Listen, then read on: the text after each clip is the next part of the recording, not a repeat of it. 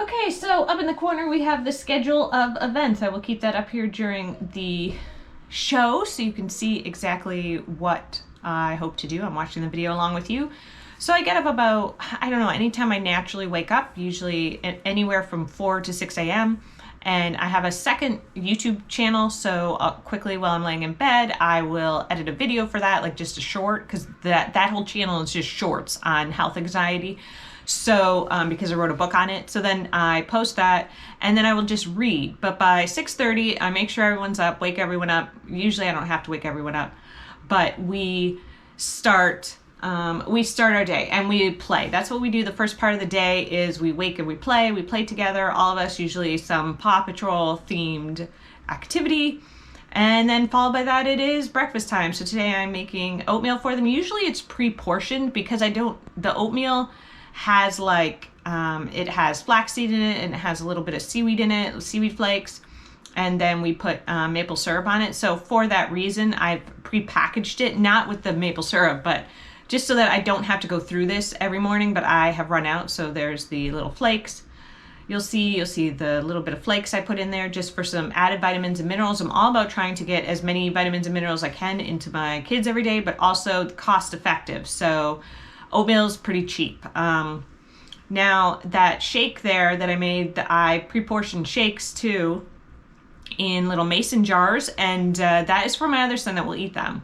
And then it's funny because today I don't always give them a vitamin every day, but every couple days I give them a vitamin just to make sure they're not short of anything. And that time I did, and the dog ate it. He dropped one and the dog ate it. So I gave him another one, and then he comes back and tells me he's upset about it. And I talked to him about that, like, hey, I get it, it's upsetting, because he wants a different shape than the vitamin that I did give him. Today he wants the original shape that he had, and I understand it's really upsetting, but that's just... I find with him we can't always give in to what he wants because it'll just keep going and keep going and keep going. Okay, so next up, this is the first part of teaching. So what I do is I walk over to that bin, I go into the bin, and after we're all sitting down for breakfast, and I pick out the main topics I want. So they do reading and writing and math almost every single day. Reading, writing, math, those are kind of the subjects they do one-on-one with me or like close to me. It doesn't take long, but the other subjects, the science, the history, the really any other subject, vocab, grammar, I just read it at the table. So I go over to the basket where I have all the books, and I pick up a book that I want to cover today. Usually 1 or 2 books I will cover today, that I will cover, 1 or 2 subjects I will cover outside of reading, writing, and math. So today I'm doing Abeka. I'm going to go over it again. We went over it last year, but I just want to go over it again. We're talking about America because it was the election. We did have a new president, so I just want to go over America and the things. And someone asked me the other day if that was a good book for Canadians. I would say Abeka is good for Canadians in general, but not that particular book. I would not buy just because it's very fully America. There's symbols, freedom of speech, all those different symbols of America before it gets into geography in the world, and then it does cover the world. If you want to cover the world, Core Knowledge has a free kind of geography curriculum you can use for kindergarten level, but it's good for any level. If you just want to talk about the world, then you can pick up some picture books on the topics and stuff like that. So anyway, while they're eating, I read through that, and then if they want me to read, like my youngest brought out all these Star Wars books I got from the library, and he wants me to read through them. So I say, okay, after I'm done such and such, so then I'll read through that. And I also did, I didn't show you in the video, but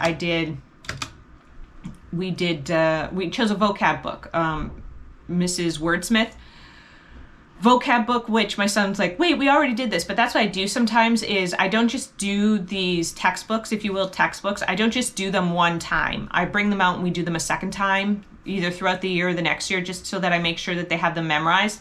Let alone I pick out any important information, and every Friday we go through that information again just quickly. So even if I'm going through like that America book or any book, I'll look at the previous pages and say, okay, hey, you guys remember yesterday we talked about this or we talked about that.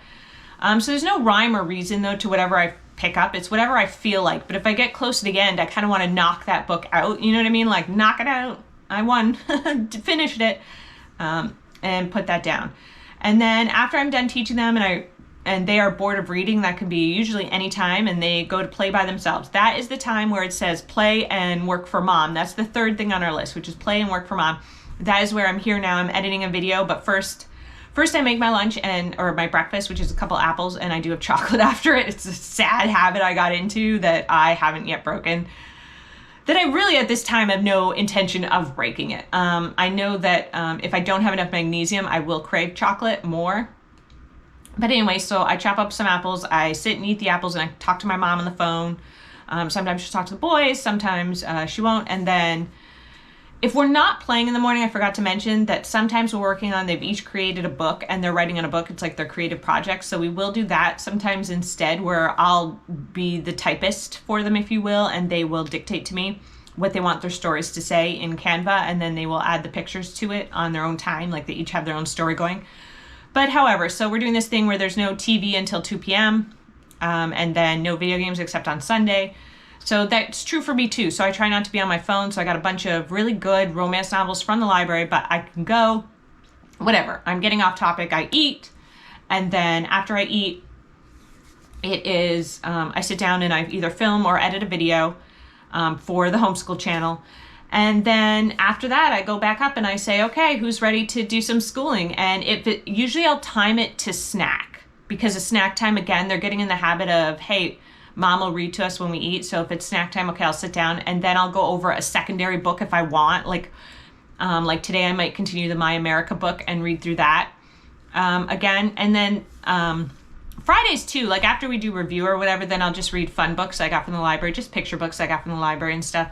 Fun things like that. But anyhow, I'm getting off topic. And then before 2 p.m., they can decide really any time that they can do their iPad or watch TV.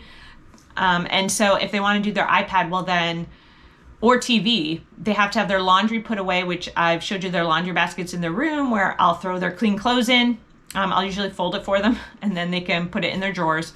And then they have to brush their teeth, because the middle one's the youngest, it helps him brush his teeth. And yeah, and their cleanup has to be done. So we clean up the living room, but also their schoolwork has to be done by then too. So it's not me putting the pressure on them to do all these chores. I'm not going to nag them to do their schoolwork. I'm not going to nag them to clean up. Like they have to take their dishes off the table after they eat. I'm not going to nag them to do that. They just can't do iPad or can't watch TV till it's done. That's not really my problem beyond that point. So really, you just need that leverage over your child so that there's not a fight getting them to do it. Just decide what the most important things you want done, and accept that they're going to complain while they're doing it too. I have one child that will complain a fair bit while doing stuff, but I mean, that's all right. You have to allow for a certain type of thing, and then anyway, they're allowed till dinner to do that. And then usually I will read again some type of religious book. I like to really read at dinner. I was reading the Bible, but it's getting a little depressing, so I'm taking a break from that, and I'm reading the history of us, the story of Jesus's people, which is about the church. And then after that, chores are done, which there's 5 things, and then after that, they can watch TV again, which I understand it sounds like a lot of TV, but they stop and play, so it's not like it's like solid TV, and they play. And there's only a couple things they're allowed to watch. They're allowed to watch Lego, and they are allowed to watch, what are they allowed to watch? Lego videos, or there's one other thing I let them watch. Oh, science. Either science or Lego they're allowed to watch. Yeah, and beyond that, yeah. And so until 2 p.m., like after we finish lunch, a lot of times what we'll do is it's just time for books or puzzles, and I'll read books out there and stuff. Yeah, stuff like that. So, and that's kind of our day, and we do cover a lot that way and get a lot done. So hopefully that gave you some ideas of an easy day for you too.